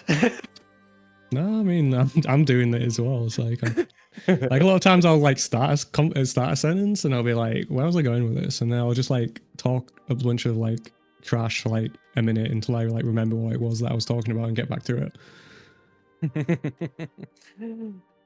Yeah. But yeah, a fair thing to kind of point out that we're not having a tournament. This is okay. Now I'm curious. What's the best analogy would be for a beginner I mean, bracket? it doesn't have to be an analogy, does it? You can just state things simply. Be like, yeah, it's not. It doesn't really matter who wins. It's like it's nice to win, obviously, but it's all about the experience. Yeah. The nerfs. Oh yeah, I think we might talk on this topic a little bit. The nerfs is what is getting to me. Yes, the pressure in match is a very strong thing, and the worst part is that it's not exactly the tournament that puts the pressure on you. It's most of the time is not even your opponent. Because like if you consider yourself to be like for example, a beginner or an intermediate player and you get matched against, I don't know, Sonic Sound randomly, there's gonna be a lot of pressure, yes, but most of the pressure comes from your own head. It's the weight of your own expectations to yourself, and this is the part that is the hardest to work on if you want to improve. Not even in a fighting game, just pretty much anywhere. You expect, you want to achieve something. You want to go. Damn, this is gonna be a little weird, but you want to go higher and higher. But if you see your effort not paying off, you become nervous. You start feeling the pressure. And this is something that's really hard to work on, especially by yourself. So, it's a very good thing that we have a experienced player here. How do you deal with this? I think like feeling nervous and pressure is a good thing. Like everyone will be in a spot where they feel nervous or pressured in fighting games, and that's kind of like the joy of it. Is like this competitive environment. And the thing is, like you deal with it better the more you experience it. So like experience it at this level where it's like a beginner intermediate bracket is just helping set you up for like tournaments in the future where it might be a bit tougher and that kind of thing. Victory! So I don't know. I'd say just embrace it and try and deal with it a bit better. So And also just like, you know, find your own way of dealing with it as well. It's just sort of like, oh, you know, if it's thinking like, oh, it's not really as big a deal, not really expecting much of me, that's fine. But, you know, at the end of the day, you're playing video games, so you're just doing it for the fun of it a lot of the time. It's not like your like life's on the line doing this type of stuff. speaking of life on the line, Wayne is in a bit of a pickle. Good Being thing bullied by we have, Reewn. yeah, good thing we have a literal god descending to help. Yeah, For a we're little not dealing with the Reewn SSPA too well. We only did it. I mean, the jump strategy worked out. We only took a bit of damage, and I guess that's fine if you're like at full health at that point. Round 2. Yeah. Also, you know, I'm just gonna throw it out there. I'm so happy to see Wayne in beginner bracket. I mean, there's been a few over the past few of them. I remember them occurring every now and again. He's a very good character at low intermediate levels because he's got a lot of gimmicks and knowledge checks that a lot of people at that level won't be familiar with. Yeah, but I also feel like Wayne is just a really fun character to look at. Not to play against, but to look at. I mean, he's the comedy character, so he's going to have a lot of comedic movements and stuff, and he's going to talk a lot of... He's going to yap a lot. Oh. Speaking of human pyramid, there we go. Oh, that's punishable. Oh, we punished it. Well, that's actually a counter, never mind. But yeah, Wait, is it yeah, punishable? human pyramid attack. How I deal with it is to block high, because the overhead comes out quicker than the low, and then look at the legs of the human pyramid. And if they start buckling, like that means they're going to go for the low, and then I block low at that point. Some people do it differently. They will spot dodge whenever they see Reewn like legs buckle in the same way. That's a legitimate option as well. I just prefer blocking. I take a bit more chip damage, but I'm less likely to get caught out by like the Reewn trying to trick me with like a spot dodge or something. But yeah, that's my advice for HPA. Yeah, honestly, a human pyramid, it seems like it's a legitimate wall to deal with. It's difficult. It's definitely something you have to go into training mode and actually like actively practice. I see like some really good players get hit by it a lot of the time.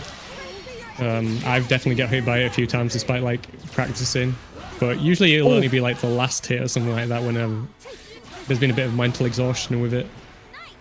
And again, like if they hit you at the end, it's not the end of the world unless you're like close to death anyway, because it doesn't do a ton of damage unless you can do a full combo off of it. Perfect. Spaghetti. Oh my god, the look. Wasted though. Almost. Yeah. Also, how good HPA and his SSBA with Yggdrasil as well work? Like people kind of forget that like Reewn has some like very good use skills as well. Like the Bone Will skeleton of sending the bros out after people is like a really strong option. Can punish like projectile firing at long distance, can get you in, does a lot of chip damage as well. So like when we get to a point where we're against people who can deal with HPA and Yggdrasil, he's still got like options with his to do with his meter at that point. Yeah, also, correct me if I'm wrong, but I believe human pyramid attack is better off used when you still have some health to spare, because if Wayne is low on health, I believe you can kill him in He can. HPA. It's just that I've seen that maybe like once in my life. So how relevant that actually is, you know, it's a different matter. Yeah, it's a fun thing to remember, but you're probably not gonna need it. Yeah, so one of the negatives of parries right there is that when we're against command grab characters like Vera, it doesn't do anything against those command grabs. But it might be a little better after we install. But before we install, you can just get 5-viewed out of it. Oh, nice jump in. Yeah. Yeah. Yeah. Yeah. And the thing I'm kind of noticing is, oh, there we go. That's a bone wheel. Instead of like, yeah, this is one thing that Pandalf not a huge fan of is that a lot of the time when they do stuff with Reewn, like send out a cat bot or send out a bro, they will like eat every single time instead of like going in and applying some pressure. And I think it's better to go in and apply pressure all the time because the health gain from like eating or the special like the meter gain isn't as much as like going in and actually doing damage yourself. I mean, we got 2 spaghettis in a row there, so that's quite a decent chunk of change on our thing, but still like Vera jumps in, gets the hit because we're too busy eating to do anything about it. Yeah, it's usually pretty risky to eat more than one meal. I mean, it's not too risky against Vera unless she's got 50 meter because she hasn't got a lot of like long range options. But like, I think applying pressure with Reewn is a lot better than just eating. Because it seems like the way PandalfR's playing at the moment, it's sort of like speed runs, try and get HPA and then like hopefully kill off that instead. Because we're not seeing a lot of like attacks. We're not seeing a lot of like setup sequences with Reewn where like he'll send bros out and make it confusing for the opponent as to where to block or what to do against it, or creating a strike throw situation with like catbot rockets or something. Speaking of, yeah, I haven't seen a single rocket. Yeah, it's mostly it's mostly we're doing lasers laser. a lot. Yeah, I mean we're getting spaghetti so often, like so maybe that's why. Rigged luck for Reewn. I mean, he's lost it all now because he's got hit. Oh, no! We didn't see the combo limit, so we didn't block. Damn, What a shame. that's unfortunate. Yeah, again, we're in the spot where like Wawa has a ton of health, so like we're not gonna be able to kill off this situation. So what's the plan after this? No, we're actually going in at this point, which is nice to see. The power's not very good. Yes. So like here, for example, like using the H catbot or the H bros, it sets up better situations for Reewn than just regular versions. Okay, look closer and that's pretty good. Oh. Oh! Is it? We're just fraud for some reason? Okay, cool. But yeah, get a round win there. And that was off the back of actually going in with Reewn as well. Like, we were actually putting pressure on the opponent and doing some damage because of it. So yeah, in these spots, I prefer them just send like H bros or H catbot out just so they can get in. Yeah, the thing about Reewn is... I would also say when you're doing the sweep as well, like cancelling into the L record 214L or something is better than just like letting it rock because it's punishable. Yeah, it's also a frame trap as well, so if your opponent's mashing, you can catch him with that. Oh, Iggy!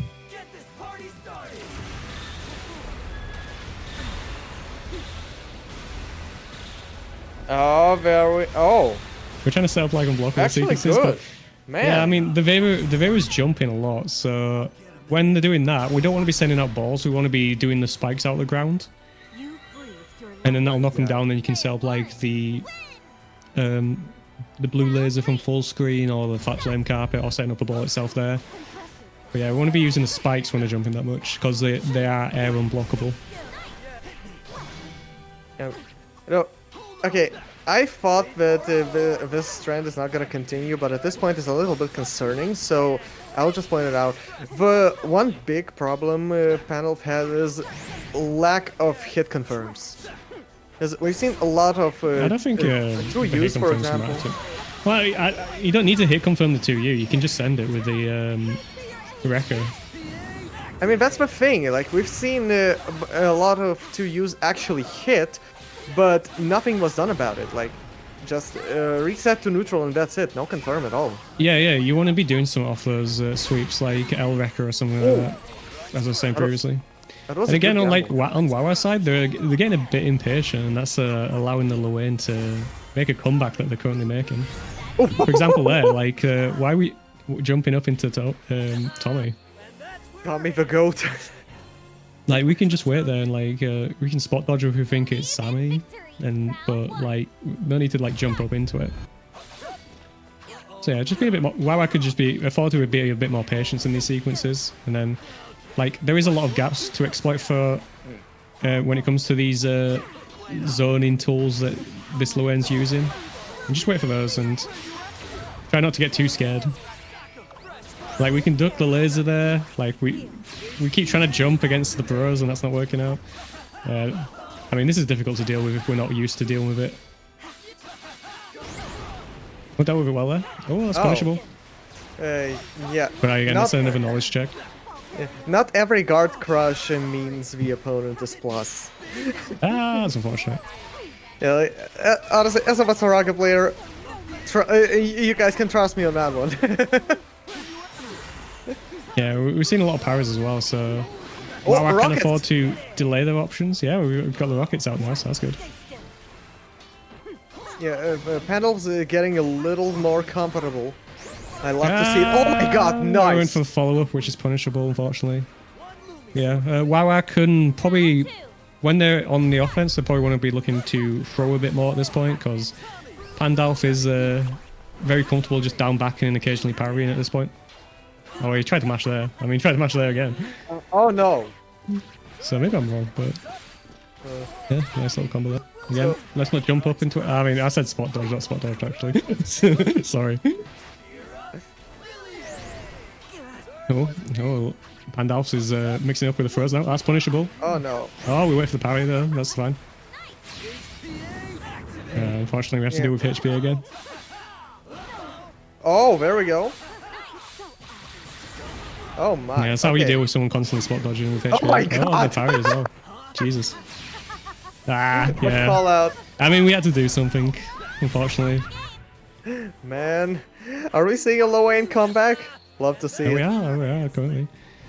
So I think the Luain's made some, like they're going in a lot more and like applying pressure, and Wawa's like struggling to deal with that at the moment.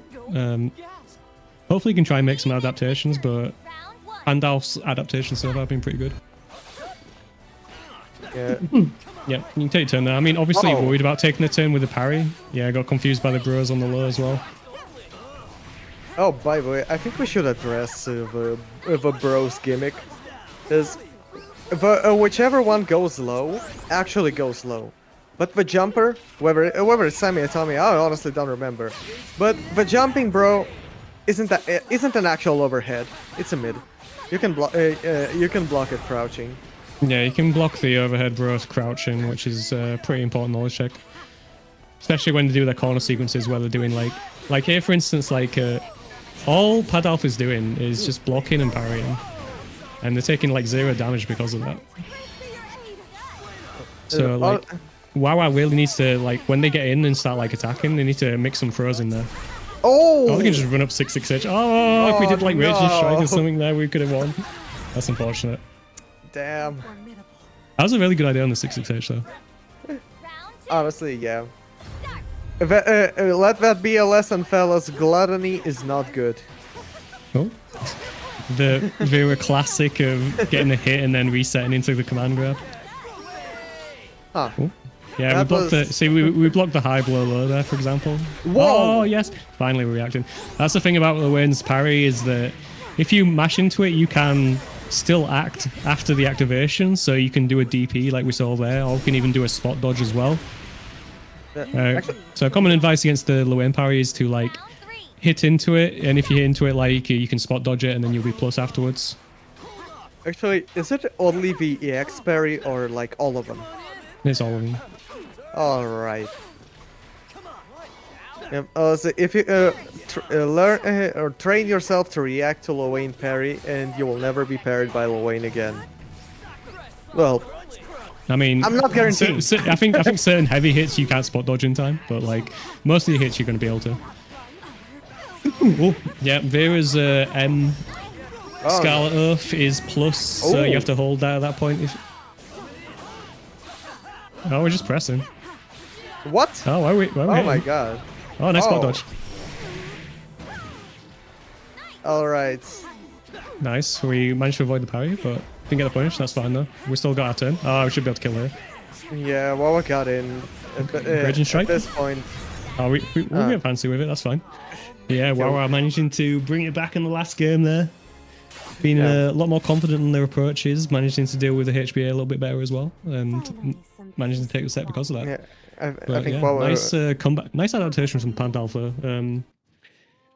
earlier in the set they were being very passive and eating a lot, but when they started being aggressive, they were getting a lot more out of that game. So that was good to see. Yeah, I'd say like the HPA sequences, they were doing a lot of like. There's no reason to do like the fireworks, for example, unless you're like trying to like confuse them or something like that. So just generally, you want to try and stick to the overheads or the lows because they set up your combos. If you want to try and confuse them, you can throw in like a spot dodge in there or something like that. That's good. Yep. Also, I think the defining factor of these matches was the fact that Wawa kind of recognized that just standing there respecting Lawaine's shenanigans too much is just not going to help. So Wawa just went in and it worked. Because at this point, PandalfR was quite immersed into their own pressure, their own gameplay, and the defense kind of pretty much boiled down to if I let them slip, block and parry. But if they actually get in, this was a little bit of a more nerve-wracking situation. Oh yeah, I think they were getting used to the pace of Lawaine's offense, which allowed them to pick out spots in order to get in themselves, like that 6-6H in the like last game there. That was a very impressive run up at that point. So just like an understanding of how Lawaine operates, and just like basically making adaptations during the set, which was nice to see. But yeah, we have a comment by PandalfR. I realized was either too defensive or too aggressive. I guess I gotta balance the two. Yes. This, I mean, with a little bit of a bias towards aggression, yeah.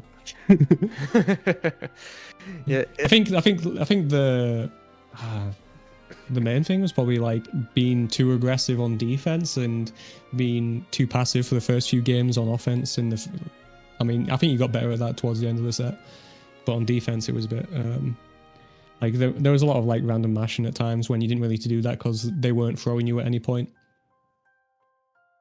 Yes, and honestly, another thing. But anyway, is hit confirms. A lot of 2Us that hit. I think it's just if you do 2U, do like you do like the L wrecker afterwards because it creates a nice little frame trap, and then puts you at a spacing which is awkward to deal with.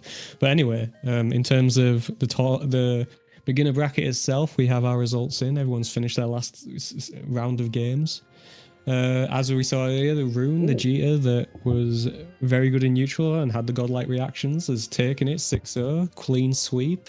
We saw that it wasn't like just 3-0 domination from them though, like they had that very close set with Vilk where it was 3-2.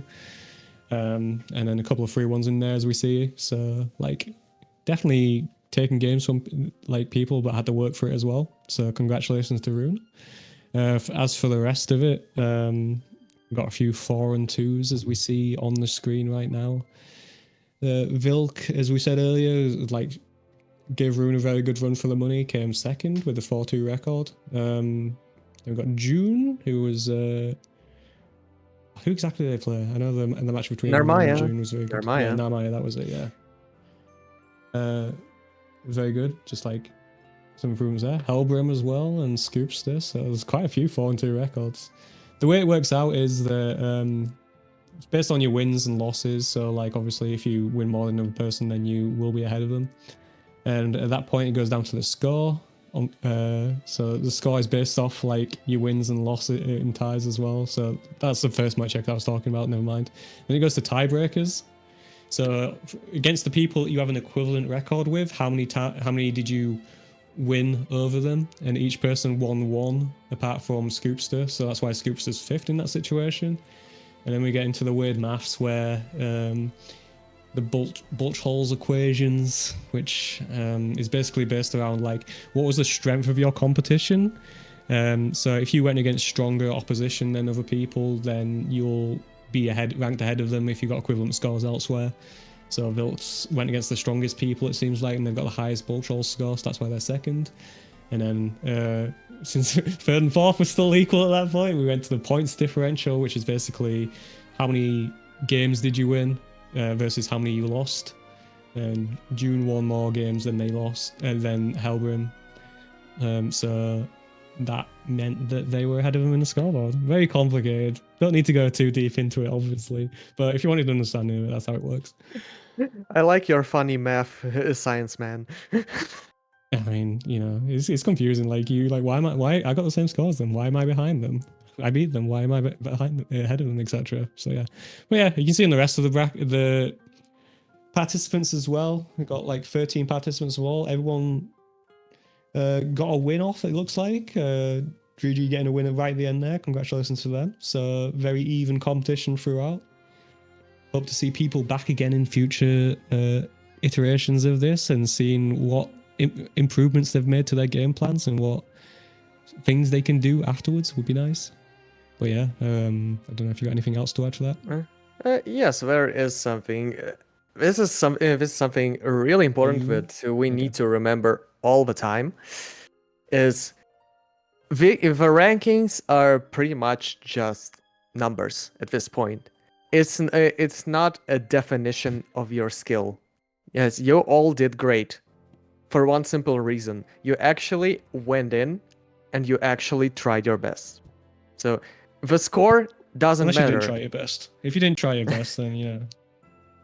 Well, okay, fair enough. But Good job, okay, we're trying to be idiot. we're trying to be positive here, okay? No, My God, man. you can't be too positive. But yeah, basically, guys, you all did good. The score are just numbers. You've all improved. The experience is what matters, and we will see you next week with open arms. Well, you won't see me. I'm in Lyon, so I'm not going to be here. But there'll be some other commentator. Maybe a Riot. The Riot Ragged commentary duo. That would be I think. It depends. It depends. My schedule is wacky. But yeah, that's. Loba, you got anything to do? No, you guys just about covered it. We'll be sending you guys over to Svampen. Don't know how much longer he plans to stream for. He's been out there for 2.5 hours, but we'll send you over. Yeah, Svampen, top Beatrix main since base game.